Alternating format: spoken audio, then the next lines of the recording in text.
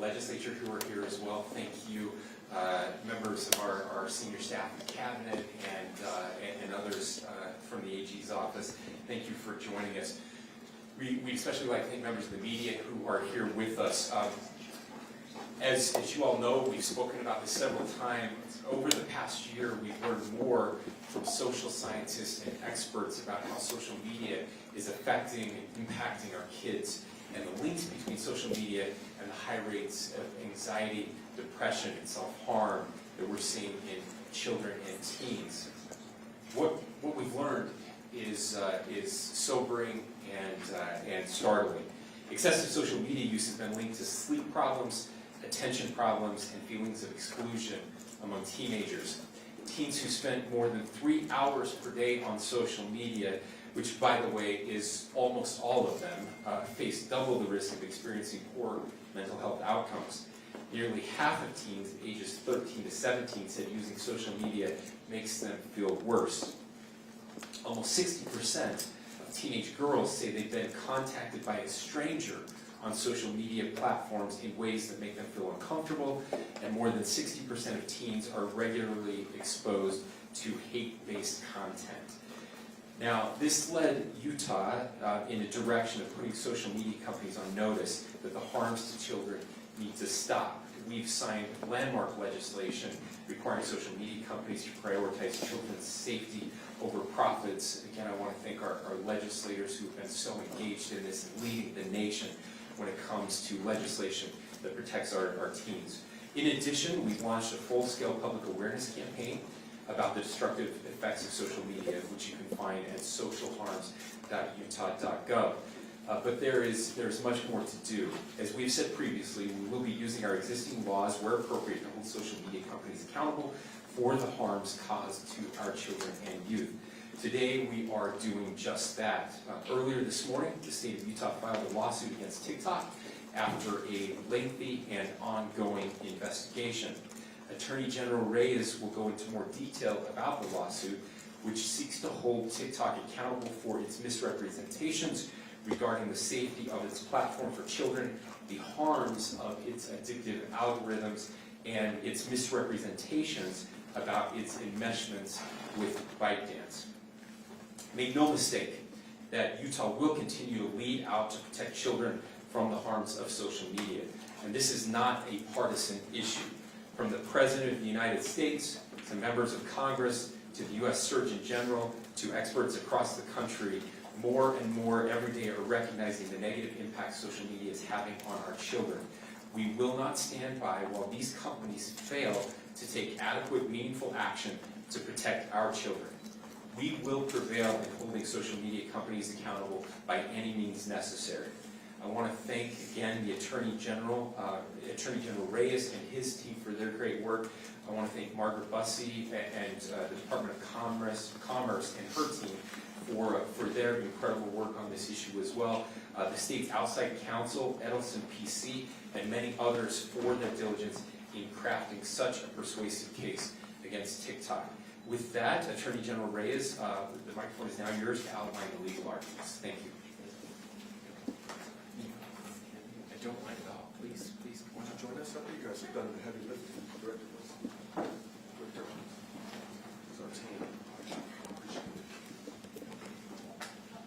Thank you. Good morning, ladies and gentlemen. As my friend Governor Cox explained, today marks an important moment in Utah's continued work of protecting children who use social media. This new lawsuit is the result of an ongoing investigation launched over a year ago. Our complaint alleges TikTok has violated both the trust of Utahns and multiple provisions of Utah's Consumer Sales Practices Act. Utah's trust has been breached, our children have been harmed, and that harm is pervasive as nearly all teenagers engage in social media. We seek injunctive relief to force TikTok to change its destructive behavior, and fines and penalties, we hope, to fund education, mitigation, and reparation of damage to Utah kids. Now, what's the first major concern in our complaint?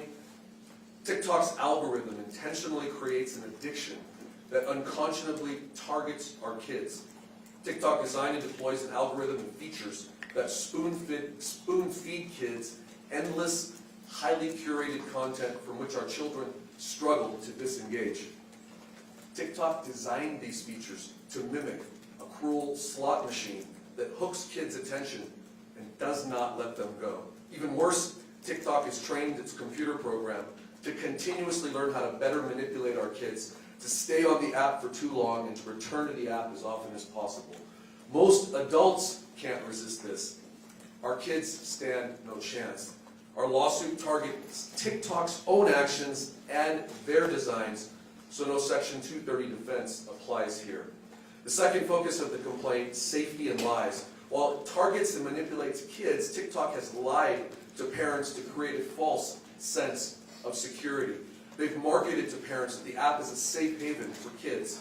What is the lie specifically? The company says it takes proactive steps to moderate content, conduct age verification, and mitigate harms to kids. Now that all sounds great, but what is the truth? The company allows disturbing content and dangerous challenges to reach our children without taking adequate steps to limit or stop them. Indeed, TikTok knows the detriments posed by excessive use. In fact, everyone, including the U.S. Surgeon General, knows this. But TikTok only encouraged increased engagement among even the youngest of its users. Utah has not escaped this harm. Crazy challenges on TikTok have resulted in serious bodily harm and other trauma to Utah youth. Children have been exposed to and contacted by predators on the app. Our state has seen an alarming trend of worsening mental health among our teens. And the third basis for our complaint, TikTok's lies about its own structure. TikTok has lied about who is ultimately in control of its business operations. Earlier this year, many of us saw TikTok's CEO in Congress testify that the company's China-based parent, ByteDance, did not control or influence the company's operations. As explained in our complaint, for myriad reasons, this is objectively false. The risk of harm from these lies to the people of Utah is not hypothetical. The company is siphoning large amounts of personal data from our kids every time they use the platform. And if parents of our state knew this truth, we believe many would make alternative choices about whether to let their children use the app. Our efforts to demand accountability from TikTok, our efforts to demand accountability did not start yesterday, and they will not end tomorrow. We will continue to combat the company's many efforts to obstruct and slow down our ongoing investigation. Next week in the 3rd District Court, we look forward to demanding that TikTok comply with investigative subpoenas issued long ago and which have been repeatedly ignored. This lawsuit sends a message of warning to other social media platforms. We are not stopping our efforts. Our investigation into TikTok and other companies continues.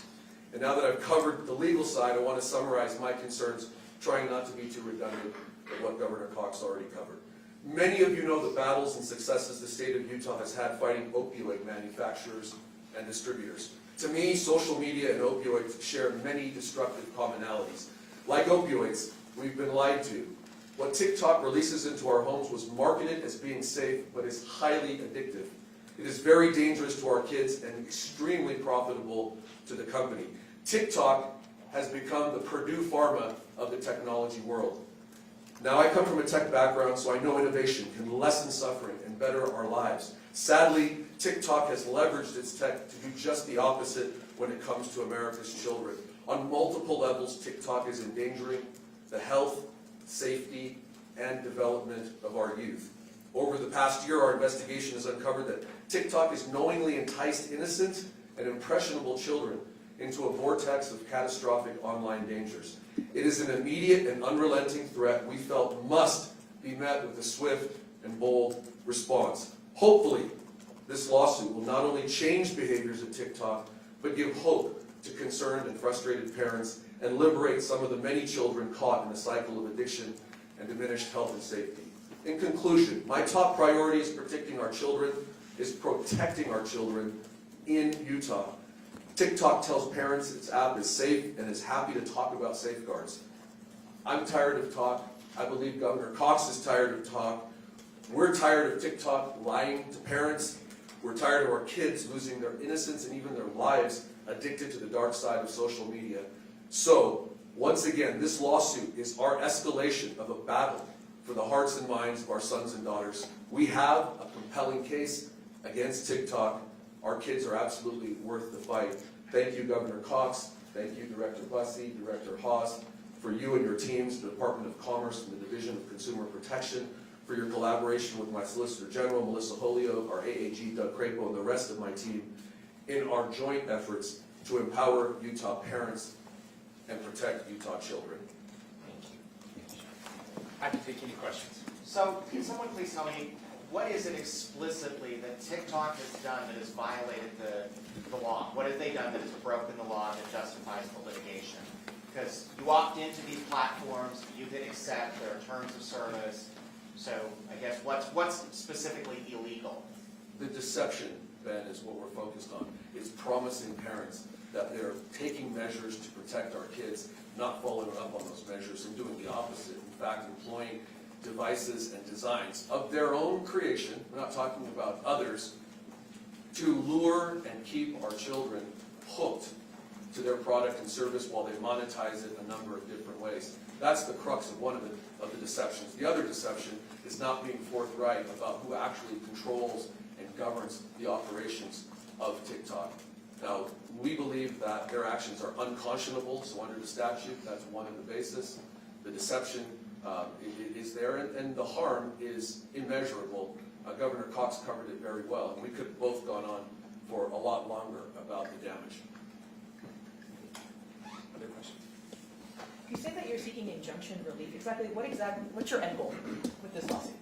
Get TikTok to actually do what they claim that they're trying to do, or to do more even than what they've proposed. That is, in essence, what we really want them to do. We want them to step up, be accountable, take responsibility for their actions, acknowledge who's really at the helm at TikTok, and then focus and work with parents, work with the state, help give actual teeth to these measures that we've taken. We can pass laws, but if the private sector companies that are exploiting our children aren't cooperating with us, then those laws are very difficult to enforce. And is TikTok cooperating now? TikTok, as I mentioned, is not cooperating with even the investigative subpoenas that we sent many, many months ago. So we'll see. Then one of the reasons we filed the lawsuit is to catch their attention and say we're, again, tired of talking about things. We're tired of proposals and promises. We want to see real results and real action. We don't feel TikTok will step up to the plate until they're put at legal risk. So they have to be at risk. And at risk is where they put our children, where they place them in exchange for profit and greed for too many years. As part of the lawsuit, you allege deception by TikTok and its business structure. What do you think the business structure is? I mean, who are they ultimately answering to, and where is people's data going? That's a great question, Ben. We believe that ByteDance effectively controls TikTok, even though there may be a facade of differentiation within the corporate structure. We know that they're monetizing information about our children. They already acknowledge that. They've paid fines in the U.S. and abroad. Where the information all goes exactly, I don't know yet, Ben. It's part of our ongoing investigation. They have ties to the Chinese government. Are you suggesting that they're giving it to China? Could be, Ben. That's again what we're trying to get to the bottom of, which is why we need a lawsuit, because apparently the administrative subpoenas have not been sufficient to compel their cooperation. We're focused on TikTok today. Are there any other social media platforms that you also have your eyes on for something similar? We're definitely looking at all social media platforms that could potentially be harming our youth. The governor feels strongly that way. I think he and I both announced that when we stood together here earlier in the year. So without naming specific names right now, we are looking at any and all potential targets. Attorney General Reyes, I wanted to give you a chance to respond to you being named in a lawsuit yesterday by 5 women against Tim Ballard, and they specifically said that you going on those ops with him. With all due respect, Daniel, we're going to keep this to the excuse me, TikTok. Richard, gave him cover. Daniel, we'd like to keep this to the TikTok topic if you Well, this is a credible and relevant Let- question. I want Rich, to let me- What did you let me- know about let that me- investigation, Reyes? Let me just say this, I'm not aware of being named in any complaint. I believe a civil complaint was filed, as you said, against Mr. Ballard, Operation Underground Railroad, and perhaps other defendants. I haven't had a chance to review that in depth. We were focused on the TikTok complaint all the way through last night and into the early hours of the morning. But What did did you your know office about- receive complaints about Tim Again, Dan, Ballard's we would like to conduct? keep this to the TikTok. What Did your office receive complaints about Tim Ballard's conduct? Any more questions on TikTok? What did From you any know other about the couple's reporters? roots? We're when not they aware went of on any op- complaints that our office received, and we'll answer a number of questions. I think our office is going to issue a statement to try to address other questions. We've answered many from the media already. The statement can come today, tomorrow, but we'll address a number of issues that are still being asked about that. One thing I do want to say, because I think they're fair questions, is these allegations, which I believe are serious and ought to be taken seriously, I hope they don't in any way diminish the resolve that we have as a community, as a state, definitely in my office, to continue to attack the issue of human trafficking. Hope it doesn't diminish the urgency that many of us feel to combat what I think is a very real crime that affects real people in the state of Utah. It is a crime that preys on the most vulnerable amongst us. And again, going back to the most vulnerable, I think our children in the state of Utah are most vulnerable. It's why we filed our lawsuit against TikTok. And if there are any more questions about TikTok, I'm happy to field What them. did you know about the couple's roots though in We 2014? can ask if there are any more when you questions were on about the TikTok Operation today. Underground Is there any Railroad? more questions about TikTok, anyone? What did you know about the couple's roots then? Do we have any more questions about TikTok? Yes? Yeah, what's the ultimate goal after the lawsuit? What's going to happen with TikTok? I'm just thinking, of course you mentioned the purpose of it, but I want to know what's probably going to happen about TikTok in the state of Utah specifically. There are lots of possibilities. TikTok could end up paying a number of fines and penalties for their conduct, but money isn't the primary purpose for this change, and having TikTok actually put guardrails and safeguards that they enforce and don't just talk about in place to protect our children. That is the ultimate focus and goal of what the governor and I both desire from the lawsuit. Yeah, so. I think I agree with what the Attorney General said.